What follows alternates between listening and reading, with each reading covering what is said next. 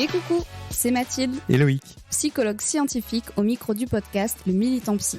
Le Militant Psy, c'est le podcast qui lit dans tes pensées Et qui répond aux questions que tu ne t'étais jamais posées au regard de la société. au travers d'histoires de vie, d'expériences ou de paroles de pros, en solo, en duo, avec des invités. On te donne rendez-vous chaque mercredi pour déconstruire et nuancer les a priori sur la santé mentale, la psychologie, mais aussi toutes ses dérives. Le Militant Psy présente le Militant Psy. Un petit temps accordé à une grande connaissance de soi. On te souhaite une bonne écoute.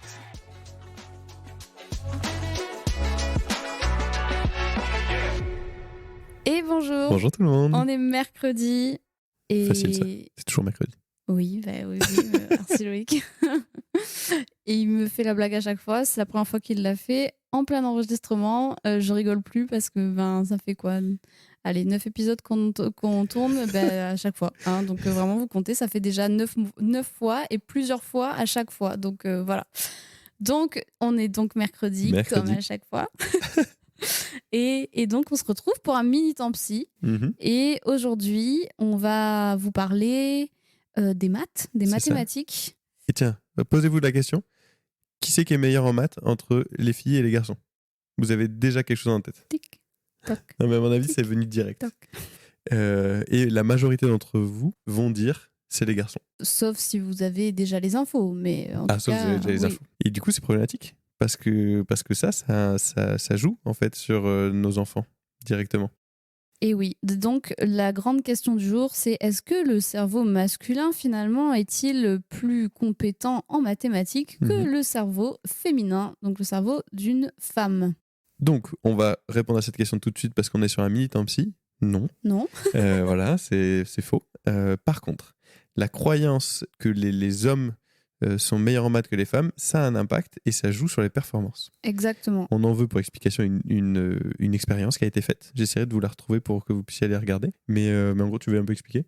En gros, il y a un exercice de mathématiques qui a été on arrive proposé. Dans une classe, c'est des petits en plus, hein, ils sont pas très grands. Voilà, je sais pas exactement, mais c'est important de garder ça en tête parce que ces stéréotypes, du coup, ont un impact très tôt. De toute façon, dès le plus jeune âge, hein, mais de toute façon, beaucoup de choses sont stéréotypées avant même la naissance des enfants. Donc, c'est sûr. Voilà, mais donc là, particulièrement, parce que c'est problématique, c'est sur les performances, du coup, par la suite pour les personnes, donc ça peut être grave. Mais donc, du coup, il y a un exercice de mathématiques qui a été donné à des filles et à des garçons. C'est ça. Et la première fois, on a dit aux filles et aux garçons que c'était un exercice donc, de géométrie, de maths, etc. Et le deuxième exercice qui a été donné, c'était le même exercice, en fait, à part que la consigne, c'était un exercice de dessin. Voilà, on n'a pas précisé que c'était de la géométrie, on a juste dit que c'était du dessin.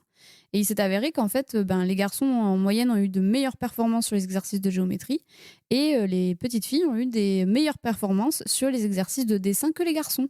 Ce qui prouve aussi qu'on renvoie aussi aux garçons, aux petits garçons qui sont pas aussi créatifs, pas aussi bons en dessin que les petites filles. Et là, vous allez dire, surtout, parce que non, impossible, c'est pas possible, juste parce qu'on dit c'est des maths ou c'est du dessin, il y a des différences sur les performances.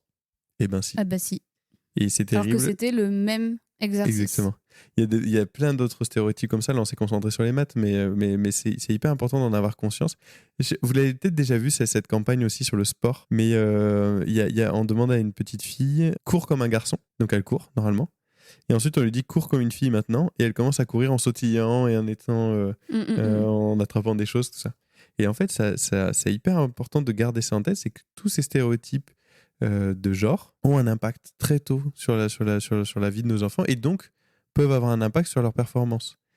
Et c'est pour ça quand les gens disent arrêtez de dire qu'il faut plus genrer les éducations, mais les filles c'est comme ça, les garçons c'est comme ça, en fait plus tu restes comme ça et plus tu peux pénaliser ton enfant et ça c'est quand même problématique. Ton enfant, enfin en l'occurrence les filles, hein, globalement. Oui, bon, globalement, voilà, on sait qui est pénalisé dans cette histoire, mais c'est une réalité et c'est vrai que nous on a une petite fille, c'est plus un secret maintenant. Je vois la différence, tu vois, même par rapport à d'autres enfants autour d'elle qui peuvent être des petits garçons, la façon dont on va interagir avec elle, alors comparé à la façon dont on va interagir avec des petits garçons, où chez les petits garçons, on va avoir tendance à davantage valoriser leur force physique, le fait qu'ils sont très habiles, qu'ils sont enfin tu vois, très bien. ils sont drôles, ils sont tout ça, alors que nous, notre fille, on a plutôt tendance à lui dire en premier « Ah, t'es jolie !» Et oui, elle est jolie, mais pas que, en fait. Hein, elle a plein d'autres qualités. Et globalement, en fait, on va porter plus de performance en fait, intellectuelle et physique aux garçons, alors que les filles, on va plus les valoriser sur leur apparence physique, leur capacité d'adaptation, à prendre des initiatives, la douceur, la gentillesse et aussi le côté prendre soin d'eux, tu vois. Et en fait, vous l'aurez compris avec l'expérience, c'est que ce ne sont que des choses induites par la société.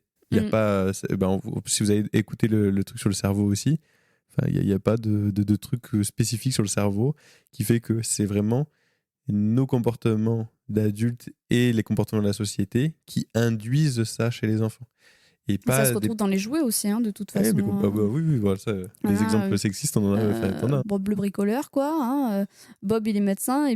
Et Lily, en fait, elle va avoir des métiers où il y a peut-être moins de responsabilités. Lily, elle va faire du dessin. Et attention, c'est pas moins bien, mais c'est plus attribué aux filles qu'aux garçons, tout simplement. Et donc, ça va jouer, et tout ça va jouer. Et donc, c'est important parce qu'effectivement, au niveau physiologique, biologique, il y a rien qui dit que, en fait, à un moment donné, en tant qu'homme, en tant que garçon, il n'y a pas de gène du mat. Il n'y a pas de zone dans le cerveau prédisposant à de meilleures carrières ou de meilleures facilités. Il y a juste des stéréotypes de genre qui, à un moment donné, impactent les facultés de nos enfants. Donc, pourquoi on n'arrête pas de dire il faut plus genrer les éducations? Pourquoi on met l'accent vraiment là-dessus? C'est pas pour emmerder les gens. C'est juste parce que ça permet d'attribuer et de donner les meilleures chances à tout le monde et de développer la vie qu'on avait envie de mener à la base. Et ça, c'est un des facteurs qui peut réduire des inégalités. Donc, en fait, c'est hyper important de se poser ces questions-là. Et vous, en tant que parent, ou même si c'est quelqu'un qui serait contre ces idées-là, pensez plus à votre potentiel enfant ou votre enfant. Est-ce que vous voulez pas le meilleur? Et ça peut être quelque chose qui peut aider. Oui, ça peut aider, en tout cas, une petite fille à se dire qu'elle est capable de tout et qu'en fait, elle peut tout faire si elle en a envie. Et qu'il en tout cas, il n'y aura rien chez elle qui pourra l'empêcher d'aller vers ses objectifs. Et je vais même aller plus loin, c'est qu'aujourd'hui, on sait même que les stéréotypes de genre, ça retarde les diagnostics chez les petites filles, notamment dans les troubles neurodéveloppementaux. Donc, elles sont pénalisée aussi au niveau scolaire par rapport à ça, parce qu'une petite fille qui aurait un TDAH ou un autisme, on va lui attribuer des symptômes cliniques à des stéréotypes de genre, du style on sait que le TDAH chez les petites filles se manifeste pas de la même façon que chez les garçons, c'est un peu plus bruyant, un peu plus agité. Chez les petites filles, ça va effectivement passer par plus de bavardage, etc. Et aussi parce qu'on aura des exigences différentes avec elle, surtout. Ça va se manifester différemment. Mais du coup, une petite fille qui bavarde beaucoup, on va juste se dire, les pipelettes, c'est une petite fille. Une petite fille qui souffrirait d'autisme et qui est dans son monde et en fait, elle a une passion pour les poneys ou la lecture. On va juste se dire, c'est une petite fille, elle est dans son monde et voilà. Bon, on réduit pas ces deux symptômes à un trouble, mais pas ça, c'est tout. pour vous donner l'info. Mais... C'est un exemple. Les stéréotypes n'ont pas qu'un impact sur les compétences, elles ont un impact sur tout un champ de la vie d'une personne et même jusqu'à leur santé. Et du coup, ça aura un impact sur le parcours scolaire. On peut aller plus loin, mais on en parlera, ça je pense, mais sur l'évaluation de la douleur, sur des choses comme ça peut aussi avoir un impact sur les stéréotypes de genre, donc c'est hyper important de garder ça en tête. Bon, j'espère que cet épisode vous aura éclairé sur cette notion. Pour une fois, on n'arrive pas à faire des trucs. On a réussi à faire un vrai mini temps. Mais voilà, c'est important de se poser ces questions-là. Et, et c'est aussi une des choses que les psys peuvent réussir à vous montrer et à démontrer par les études pour aller vers le mieux-être encore des personnes, quoi. Morale de l'histoire, tout le monde aime les maths. Non, c'est faux. D'ailleurs, ça, c'est un bon exemple. Ça. Moi, j'étais une brêle en maths. Pourtant, je suis un garçon. Ah ouais. Merde. Mais qu'est-ce qui se passe? Bon, merci beaucoup. C'était toujours un plaisir d'être avec vous.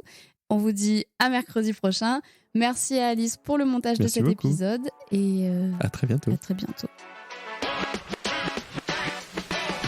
Cet épisode touche à sa fin, mais pas de panique. On se retrouve dès la semaine prochaine, toujours le mercredi pour un nouvel épisode. Sache qu'on aura toujours plaisir à lire ton avis ou même tes suggestions. Donc n'hésite surtout pas à t'exprimer. Et si d'ici là tu as des questions ou que tu veux suivre nos aventures, tu peux nous retrouver sur TikTok et Instagram. Les liens sont en description. On te dit à très bientôt. Et prends bien soin de toi. Très bien soin de toi.